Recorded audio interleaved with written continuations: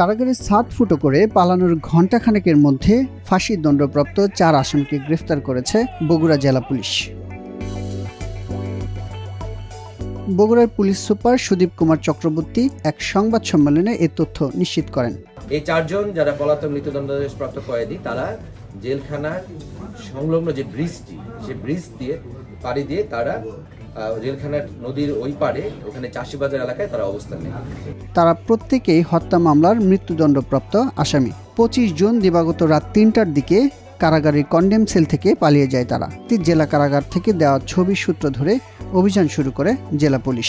আমাদের কাছে যে ছবি ছিল এবং জেল কর্তৃপক্ষ আমাদের যে ছবি পাঠিয়েছিল সেই ছবির সাথে আমরা তাদেরকে মিলিয়ে আমরা মোটামুটি নিশ্চিত হই যে তারাই হচ্ছে সেই ব্যক্তি।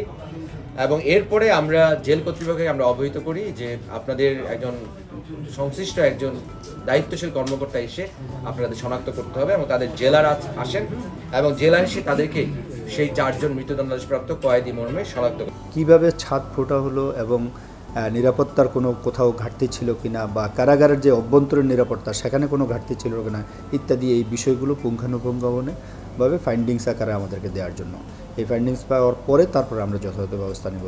বাই দিস টাইম আমি পুলিশ সুপার মহোদয় এবং আমাদের গণপূর্তের এক্সিয়ান র্যাবের কোম্পানি কমান্ডার আমরা সকলেই পরিদর্শন করেছি এবং আমরা প্রাথমিকভাবে যেটা দেখতে পেয়েছি সেটা হলো, যেহেতু এটা ব্রিটিশ আমলের কারাগার, এখানে এই ছাদের যে সেলের ছাদগুলো আছে ছাদে কিন্তু কোনো রড নেই, সুরকির ছাদ, আর নিচে হলো পেভমেন্ট টাইলস।